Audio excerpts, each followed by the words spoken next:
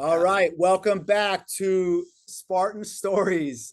Typically in Spartan Stories, we interview student athletes or former alumni, but today we're gonna meet with one of our amazing coaches. We're here with Coach Rob Robinson, the head coach and leader of our men's basketball team. Coach, thank you for being here with us. Thank you for having me today, Pat. So, Coach, gosh, I don't even know where we can start. What I've done in the past with these is give me like how would you introduce yourself to someone in the world today? Like just to anyone that's a fan of you or a fan of our program or an alum, tell them just like it doesn't have to be a long drawn out, but like the short version of who is Coach Rob. Who's Coach Rob in the elevator speech? That way, Sure. that might be a little bit longer. I'm going to describe myself as a basketball. I am a basketball player. That's what I am. When I wake up in the morning, I think about hoops. Throughout the day, no matter what's going on in my life, I would think about hoops. Um, I've been passionate about it since my earliest memories. It um it sounds it can sound kind of shallow in a way if you take it on the surface, it's just all basketball, but it's always been something more than that. We all need something to look to, or something to ground us, or something to motivate us. And since third grade, basketball has kept me on the straight and narrow. I've never really gotten any trouble. I've always gotten good grades as long as basketball was able to guide me. So when they asked, like, yeah, I'm a hooper, I'm a basketball player, and since 1983, I have coached or I have played basketball every single season. I have not missed one. So every year since third grade, I've been able to say, all right, then I'm gonna get them next season. And then we went and got them the next season. And this season is no different. That's my first year here at MiraCosta. Perfect. So let's give a quick background. I don't think we spent a ton of time on it, but like what tell us about your playing career and maybe your early coaching career. My I started playing basketball in Kansas. I was in Leavenworth, Kansas. Uh, back in the early 80s.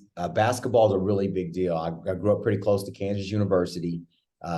If you're close to KU, then Jayhawk basketball it's another religion there. And we all grew up loving KU, and the Kansas City Kings, who broke our hearts and left and moved to Sacramento in 1985. Which you don't understand as a kid. You're like, where's your team? Like, where's my team?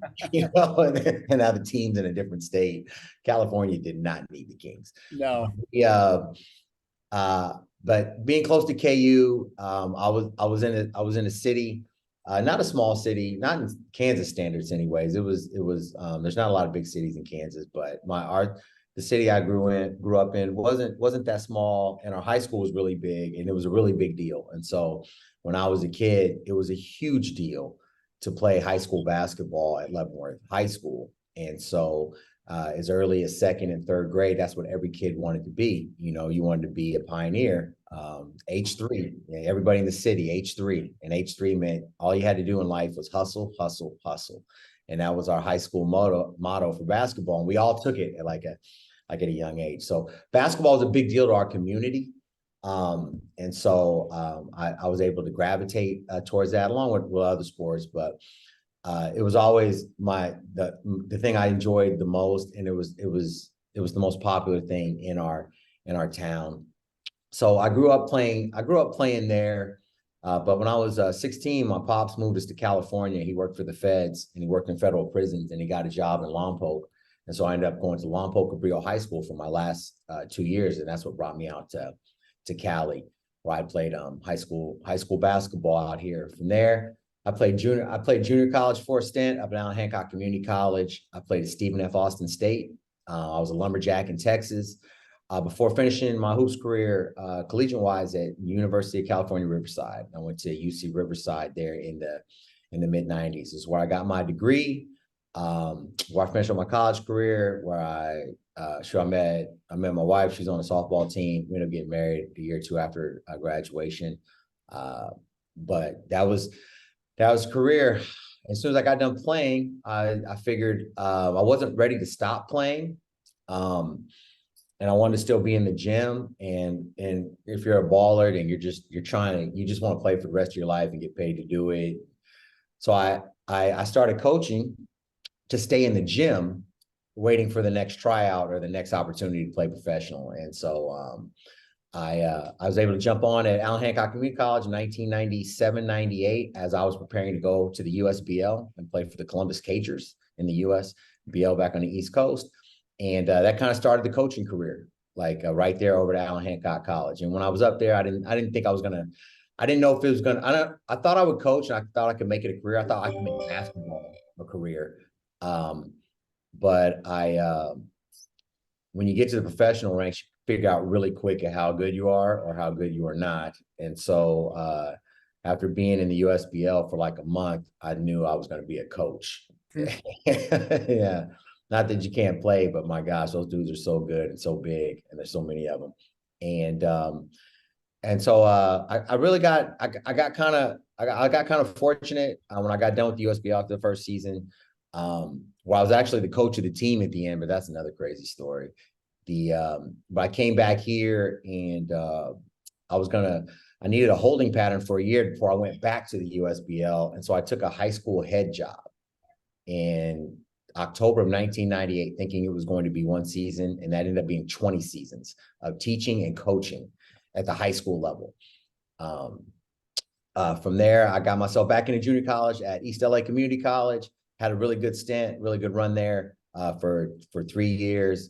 We were able to win some games. I was able to be a part of an incredible experience with Last Chance U on Netflix, which put me on the radar in a lot of different aspects, and kind of pointed my direction towards Oceanside. And that's how brother ended up at the beach. All right. Yeah, we'll come back to Last Chance U. I think that deserves a little piece of it for sure. So let's talk.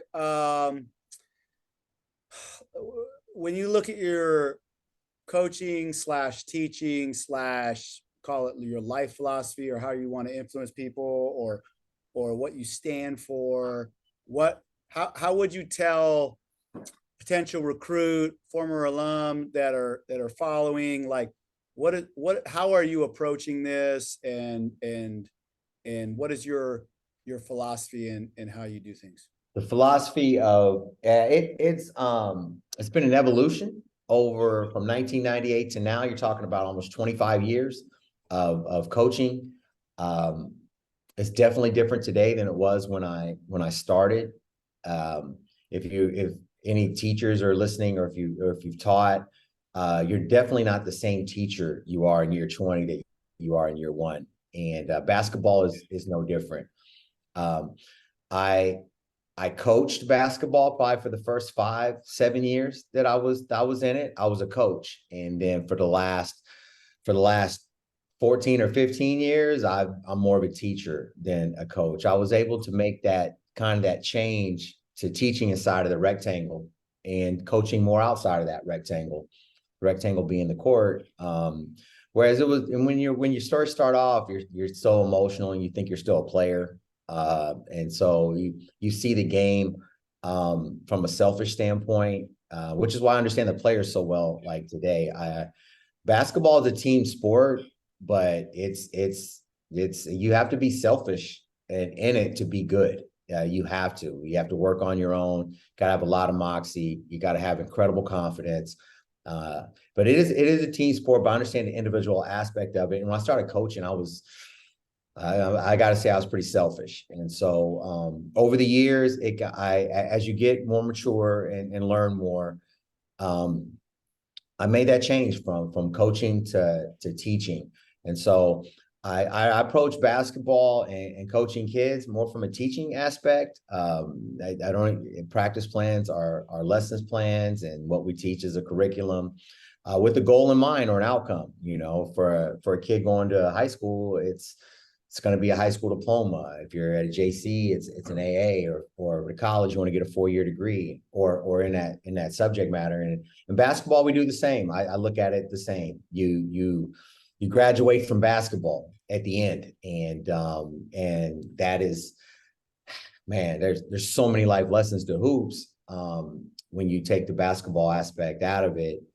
And so I'm teaching life through basketball, and definitely more of a teacher. The coaching aspect is more motivational, but if anybody said like, hey, what kind of coach are you? I say I'm a coach who teaches first and motivates second.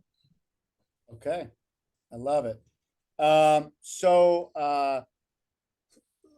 for a high school junior, senior that someday wants to come to MiraCosta, Yeah. what is it like to play in a program coached by Coach Rob? What is that like? What does it feel like? What does it look like? What does it sound like? What's their experience going to be like? The experience for playing for me, playing in Coach Rob's environment, and it's a learning environment.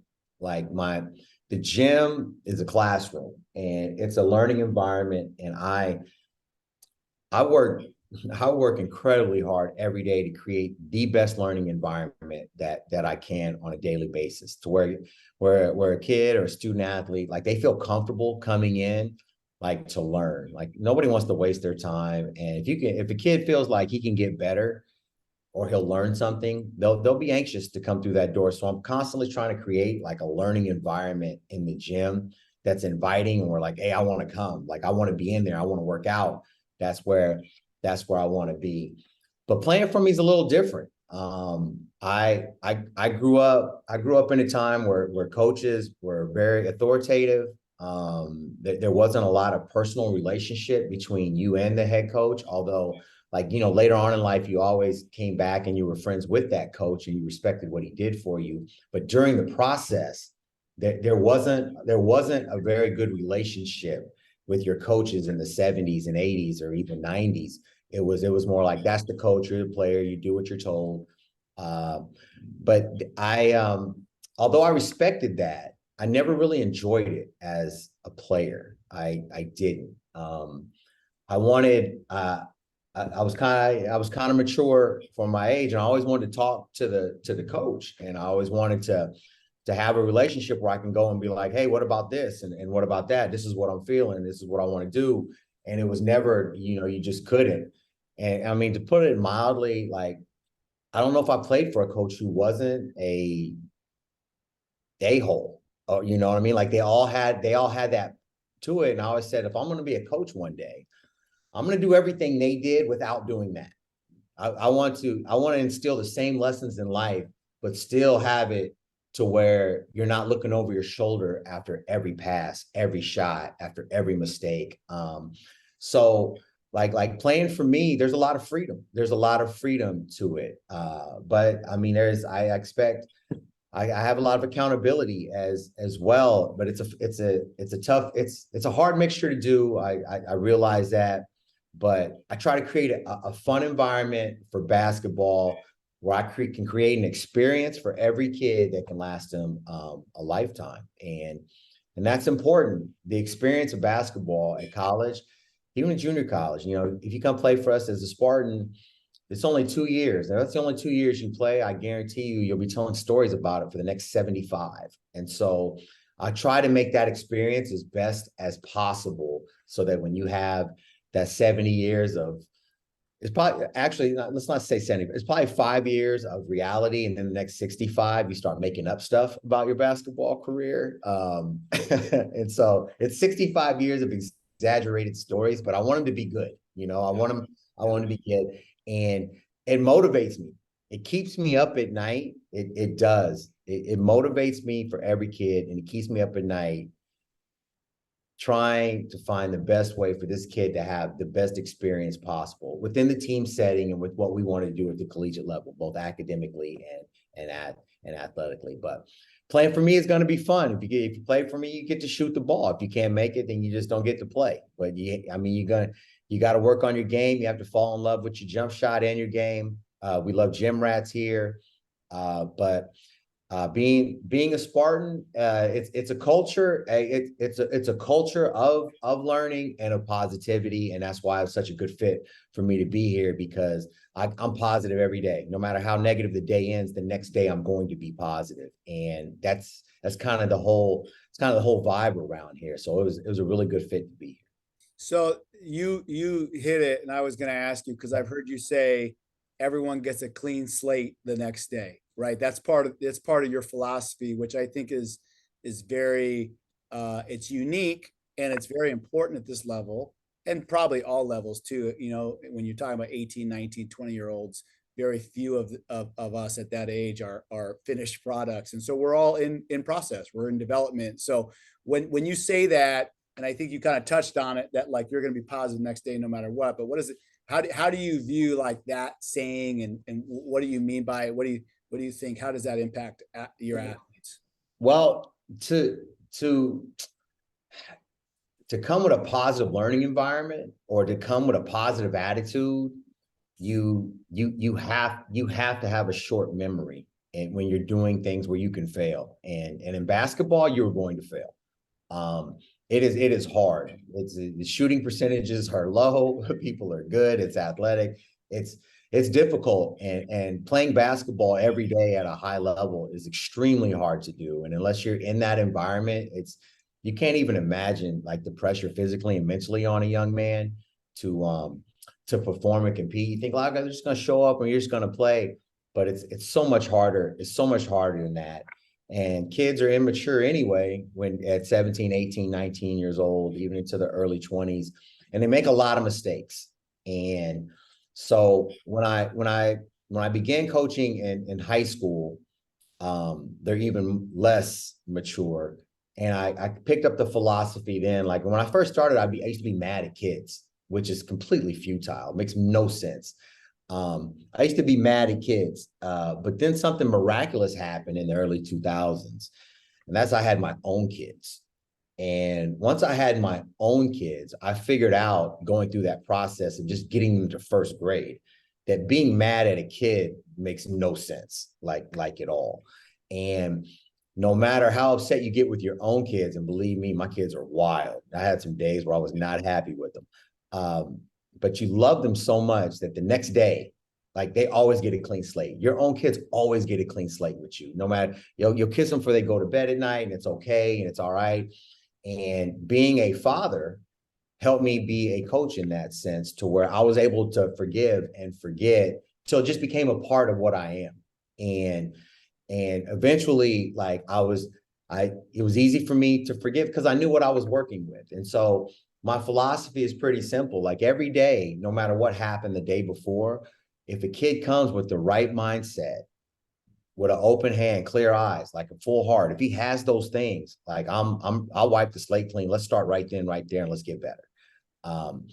That doesn't mean that their fuse or my fuse gets less and less each day, because I'm human, and there are times where like I'm not messing with that kid. After it used to be, I could put up with it for 3 hours, and towards the end of the season, I can put up with it for 3 minutes. But if they have the right mindset, and you'll come into that learning environment and want to learn, and that if tomorrow's your day where you're like, you know what, I got it figured out, coach, I got it.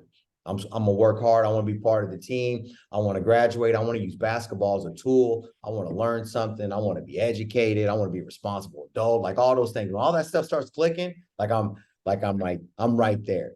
And if it's not, if you still show up with the right mindset, I'm right there. But ultimately, I'm grateful the kids come back every day. I'm truly grateful to have the opportunity to make that impact. And I understand that I might not see that impact right now. Just like when you're in high school, your own kids, you don't realize the impact you're making. But I know I'm laying a foundation that one day they'll look back and be like, oh, okay, like, Coach Rob helped me in that. And shoot, that's what we're here for. That very reason. Yep. Yeah, great points. All right, let's talk MiraCosta College basketball. Yeah. What is your vision for this program? Where do you see it? Where can you get it? Where do you think? not even just like, it doesn't even have to just be like an accolade or an end goal accomplishment, but what do you see potentially from this program, which is at this campus in Oceanside, California, North County, San Diego, near the beach? Like, talk a little bit about what the vision for that. Well, you have your ideas about what it's going to be, and then you got to be in it to figure out what like the reality of that is going to be. But my goal hasn't changed. The moment that I knew I wanted to be the head coach and the leader of these men at MiraCosta, I knew like at that moment, I no longer think of it as a team. It is a program. I rarely think of a team as a team except during practice and during games. Besides that, I make decisions based on the program, and that's the longevity of the kid. Like I'm in that moment with one of my players today, but in that moment, I'm thinking of the longevity of it, like down the road. And I thought the same thing when I took over as the coach here. I want the program, MiraCosta's program, to be like synonymous with quality and like high level. And I want it to be different. I want it to be different. I want it to be a place where players and high school coaches and 4-year coaches and AAU coaches and people who are involved in basketball, they see it as something that's different. Like Rob's going to do it his way. It's not going to be like other coaches before him or other coaches he's coached with or other programs. Not to say these other programs aren't great, because like the top 5-10 programs in the South in junior college are incredible programs with absolutely incredible coaches. They're great coaches, but I don't want to be them and I don't want to be like them. I truly believe like I can do it my way. Like I can do it being positive. I can do it having a personal relationship with the kids and still be able to discipline them like each day. Like we can have those moments now instead of 10 years from now when we're like, oh, coach, you were the best ever. I can say, hey, you were a great kid. No, I want to be able to say that now and still be able to get the most out of them, like on a basketball court. So, hey, I want a program that's different, that's, dare I say, almost like just loving. Like I'm just gonna love the heck out of them through whatever it is they're learning, give them a chance each day. But I'm competitive as hell and I want to win. And I want our program to be a perennial top 10 program for every year that I coach. If the ball bounces right, like we can win it all. Because the ball has to bounce right to win. You're going to have to get lucky to win some games, to win a championship at any level. Anybody says they can just go do it, it doesn't work like that. You're going to have to get a good call, a bank shot at the end. Something's going to have to happen to get through 6-7 games in a row in the playoffs to win a championship. So I want to be in the mix so that if the ball bounces right, like we can win a championship. So I want to be synonymous with those other programs that are top 10 perennial all the time, and not just someone who creeps up every 4 years and they're in the mix. I want to be there every year when they talk about who are the best teams, because we're the best program. But that being said, like I want that, but I want to do it my way. Love it. All right. I don't know if we talked, we'll just touch on, you mentioned your high school career, 20 years. I don't know if you talked about the success you had there and what you built there, and then maybe lead into like at least just the basketball success that you were involved with at East LA.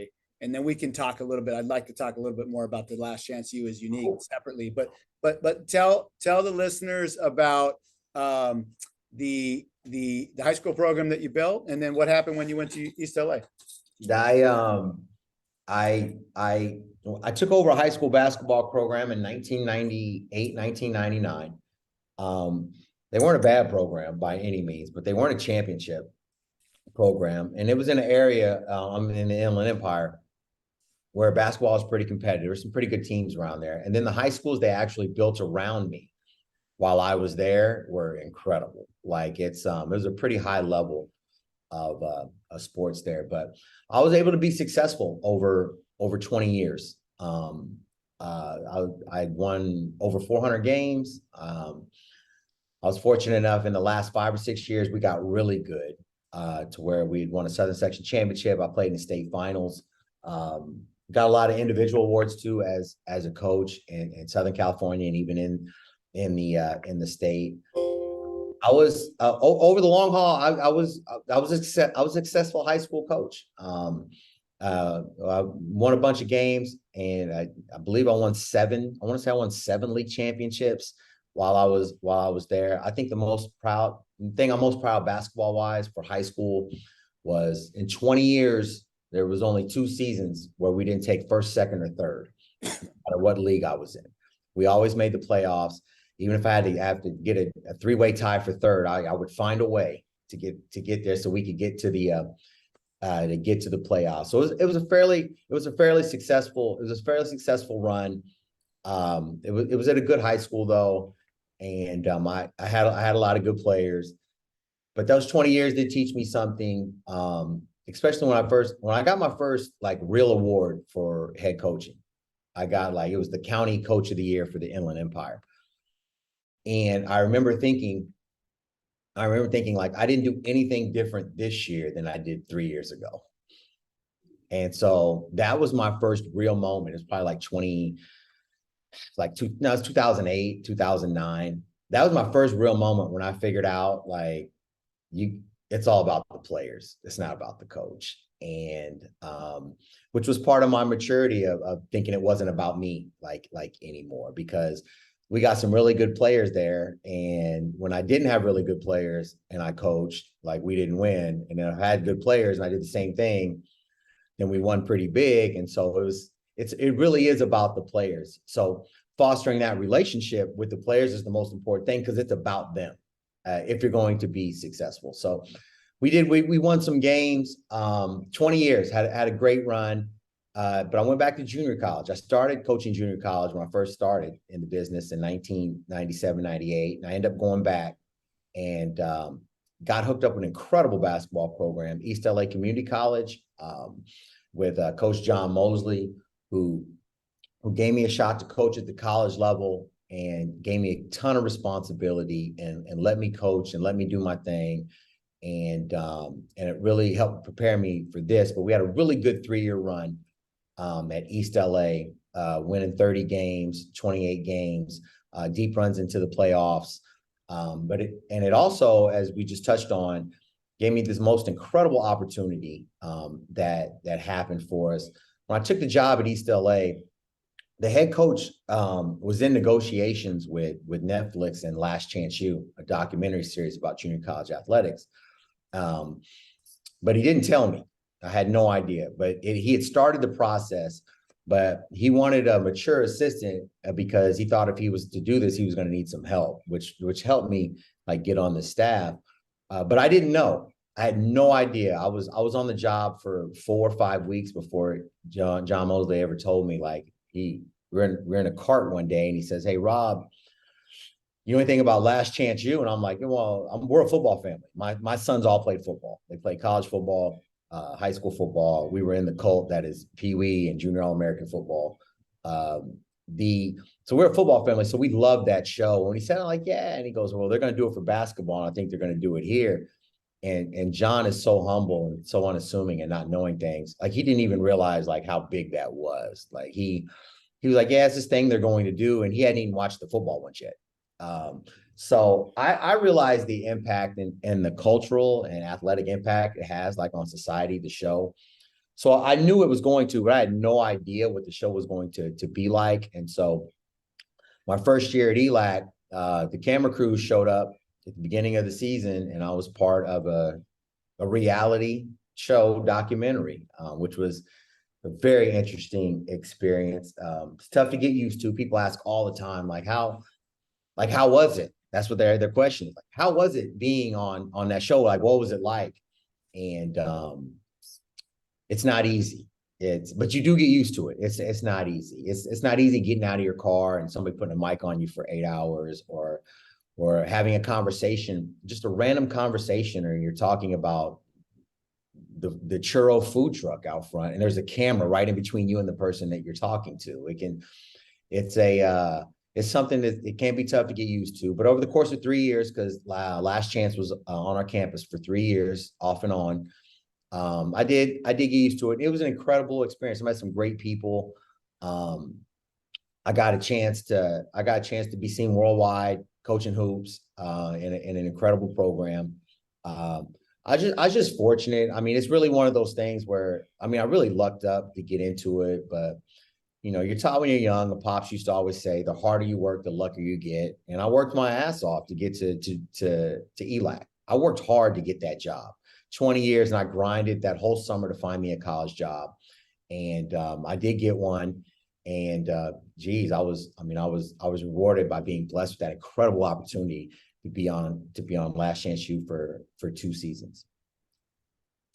Sounds amazing. We could probably do a whole nother interview about the stories from that show. And they can watch the documentary if they want to learn more. They can go straight to Netflix and get it. All right, that's great. So what I want to finish with is, you talk about doing it your way, being unique. I think it's not uncommon for coaches to have slogans, but I think the best coaches have very intentional slogans and live them and reinforce them in really unique ways so that they become part of the fibers of the program. And I think so in a short time you've been here, I've noticed that you definitely have a few slogans that you believe in. And let me see if I can share. Let me see if I can share one. And let's talk about it. I'm in. Yeah. So let's see this. Can you see this one?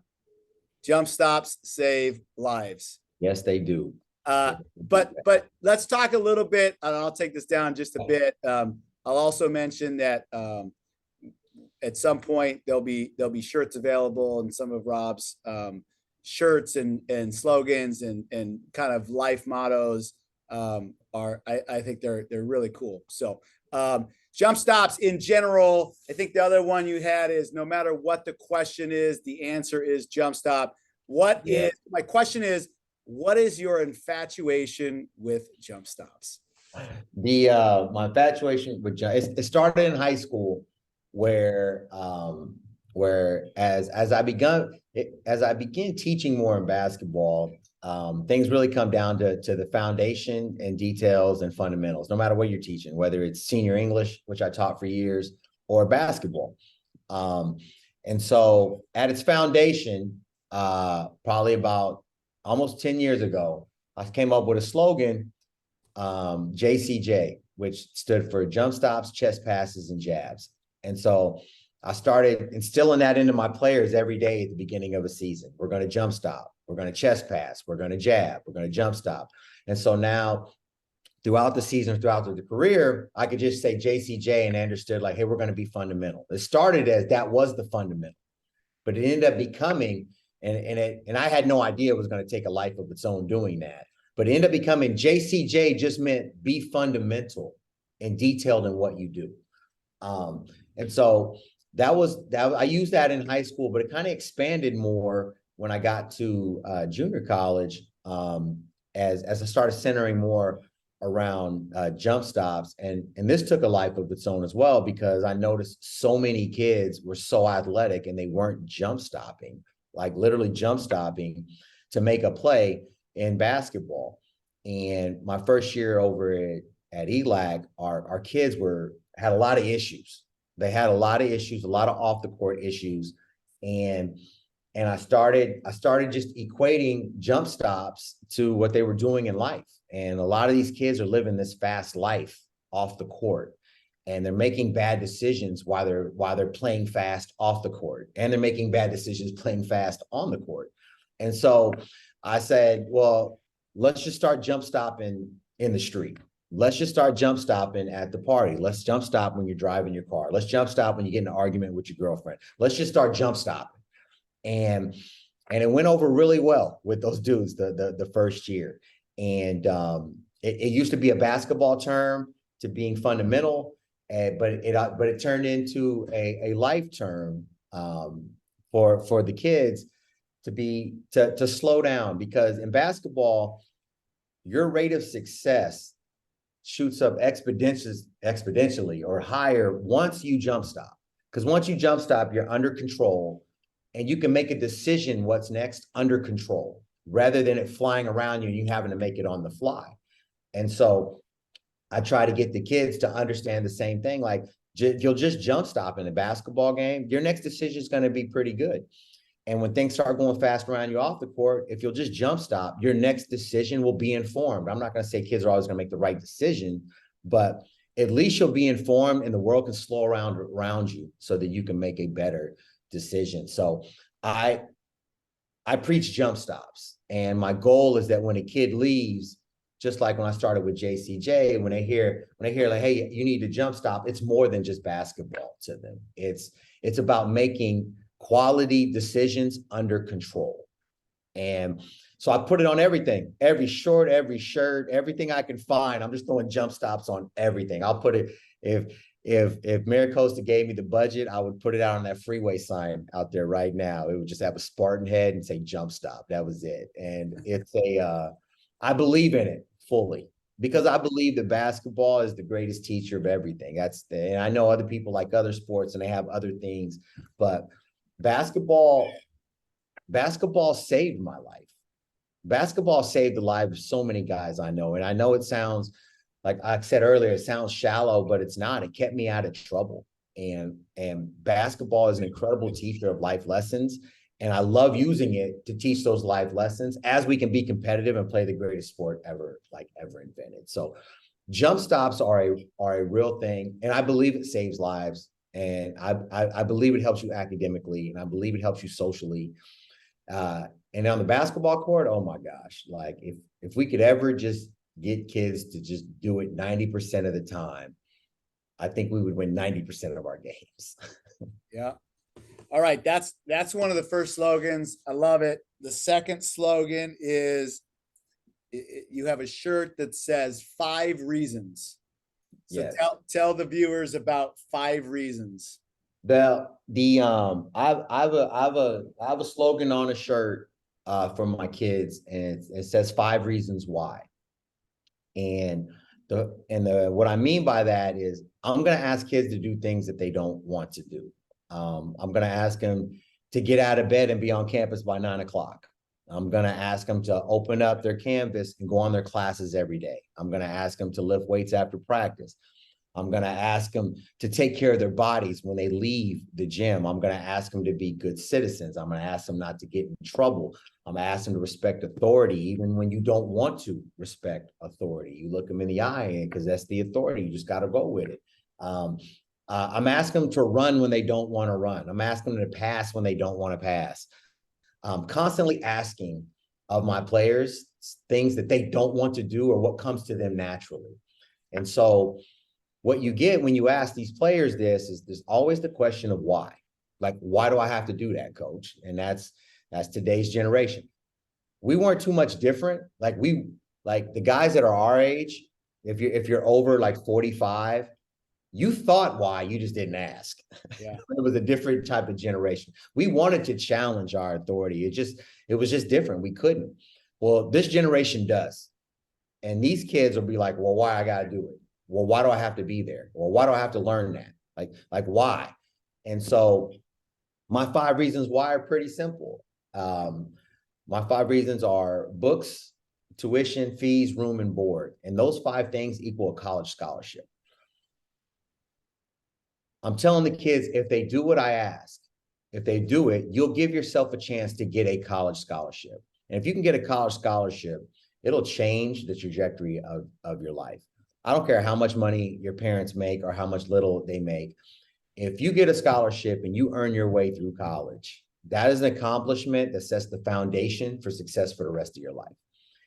If my parents weren't poor by any means, but I did it myself.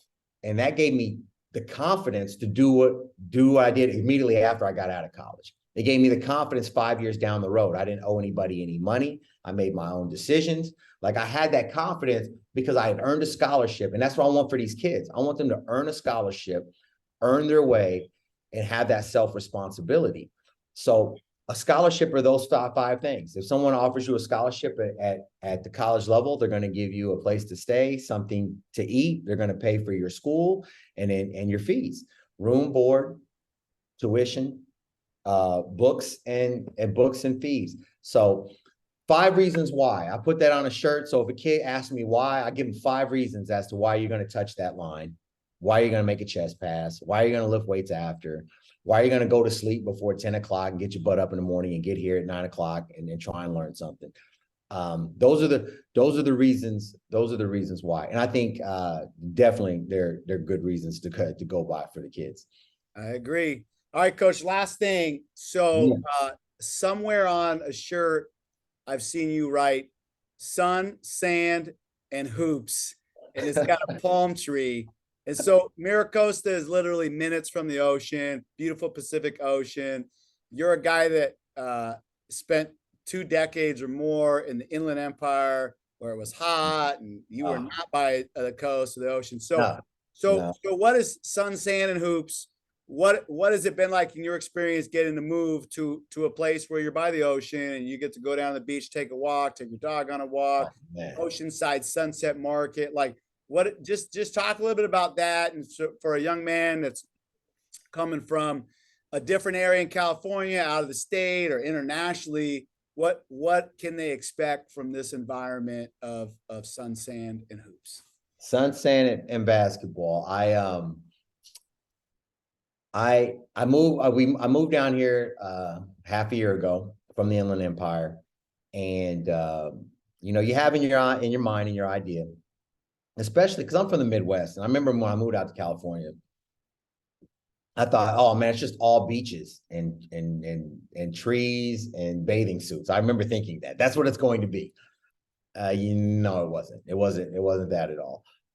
California is like any other place, unless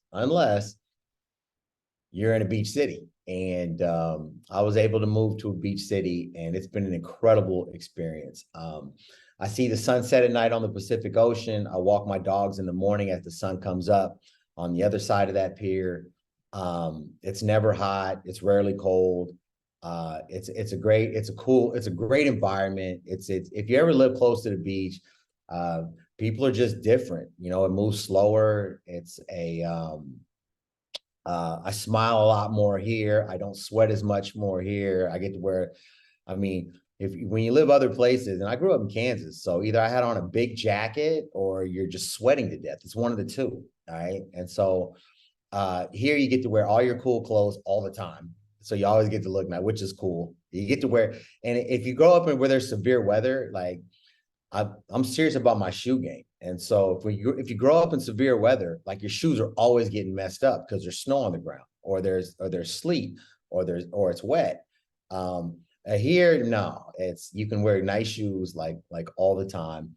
But when you take a picture in your mind and you think, what's California like? Like you're like, especially you're talking about a kid from out of state or out of the area. They have this mindset to where, hey, it's just sand and it's just surf and it's just pretty. It's palm trees, and yeah, that's what Oceanside really is. It's really that. But the reason why I say it's sand, surf, and chest passes, or sand, surf, and basketball, is because just because we are there, don't mean we're not going to work as hard as the people in those other areas. We are still going to hoop.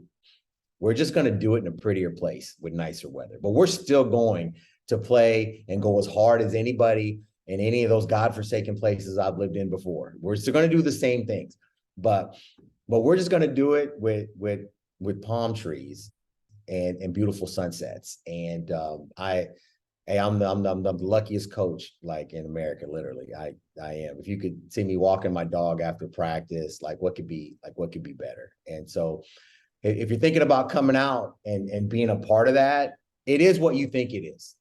Like, go ahead and Google it and put it in the images. And that's what MiraCosta and Oceanside is. That's exactly what it is. It's a great place to be. And there's a reason why people come out here and they don't want to leave. And that's hey, it's the weather. That's it. All right. So if you want to know more about the program, www.mccspartans.com. If you want to get in touch with Coach Rob, it's rrobinson@miracosta.edu. You can find that on the website also. And Coach, thank you for your time. And we appreciate all the wisdom and storytelling and Yeah. the slogans. I like the slogans the best. I hope Oh, others. oh man, I love slogans, and If hopefully nothing else, people will take away jump stops and jump 5 stop. reasons. 5 reasons why, and then you know what? If you can put the ball in the basket, well, come jump stop here, and I'll give you 5 reasons why. That's it. All right, Coach. Thanks. Appreciate you. All right, thanks, Coach.